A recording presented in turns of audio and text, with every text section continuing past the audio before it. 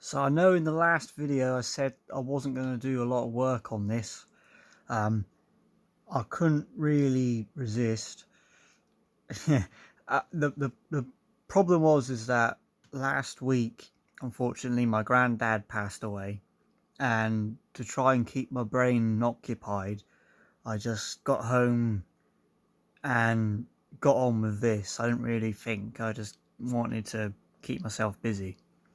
And he always loved seeing the trucks. He introduced me to model making when I was little, so I don't know. I just felt like it's something he would have wanted me to do. I don't know. Anyway, this is obviously the Tamiya Scania S that I built on 4x2 chassis rails. So it's on an R470 chassis. The reason I've done that is because I don't like having lots of trucks that are the same, and I've already got two 6x4s, which is what this one was originally. um, so I thought I'll do something different. I haven't got a 4x2, so I thought, there you go, I'll do one of them. And also, a friend of mine, cheers Ryan, sold me the chassis infill and a load of the rear suspension parts. So, and it was a good price as well. So, it's the Lesu chassis infill, or however you want to pronounce it, Lesu. And if I can turn the truck around without damaging it.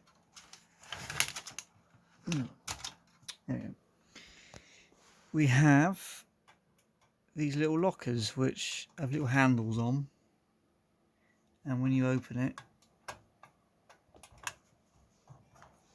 give you a little storage space inside. So I had to alter that quite a lot. I don't know why, but it wouldn't fit, even though the frame is identical. Because it's made for an R470, so the cab doesn't affect it. It should fit, but it didn't. So I had to cut a bit more around the gearbox and then alter the holes in this decks because I didn't have any. I had to drill and tap the frame and move the fifth wheel back as well. So I had to alter a lot of it to make it work, but it's all fitted now and they're on magnets. So I think eventually I'll put me power switch and volume and probably a little LiPo battery in there. But yeah, not too bad. I haven't done any interior. I haven't done a lot of, missing a lot of the details in the grille, like, you know, the lights and this trim piece up here and the badge and all these different blades and the headlights. I've literally just put it together. I wanted to see what it looked like. I wanted to get, you know, the overall form of it. This isn't by any means going to be my main project. I'm still working on the 4 series. In fact, today I did a ton of painting on that. I've finished all the yellow, so it's just a case of waiting a few days and then doing the black, and then it's done. Make it sound easy.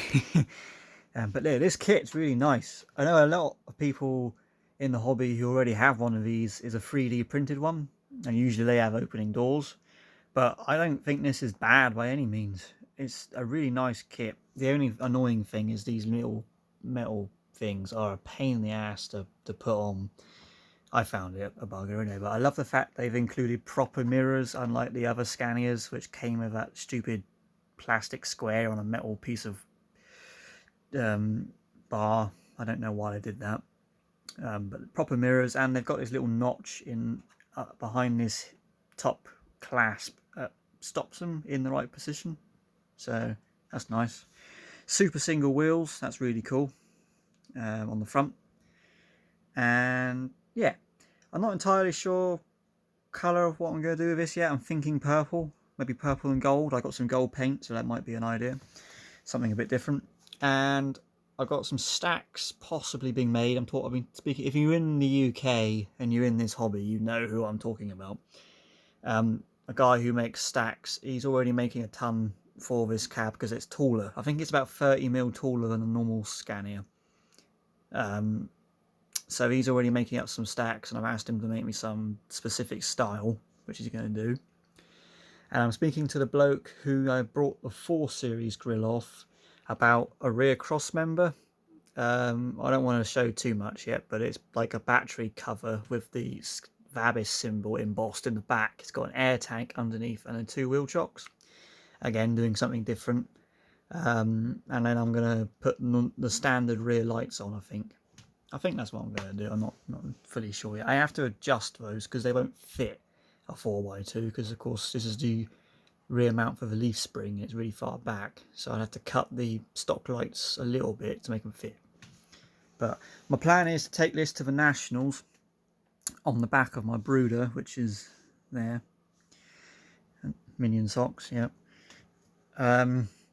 Take it to the Nationals on the trailer, strapped down, just like this, basically.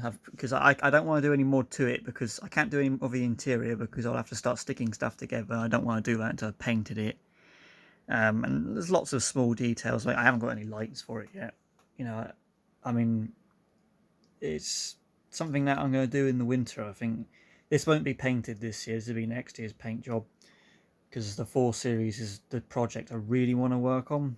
I want to get that done this year, and that's a lot of work left, especially on the interior. So I'm going to prioritise that one. But I think I will get this running, because it's got a motor in it. It's got a Carson Poison 80 turn, same as my other trucks, and it's got a steering servo in it, same setup as my other trucks. Don't use stock steering; it's terrible. So I could just put an ESC and a receiver in this, and it'll work. So I might do that for a few meets later this year, because I've got the Nationals next month. The week after that is the Cornwall Truck Show, which I'm taking all of them. And then from then on, it's like the normal monthly meetings. So the plan is to get the 4 Series, prioritise that one. I think I'll just get this running as it is, and I'll just add bits to it. And then next year, I'm really going to get into this and start painting it and doing all the wiring. So, but yeah, I don't think it looks too bad. Anyway, thank you for watching, and I will see you in the next video. Cheers.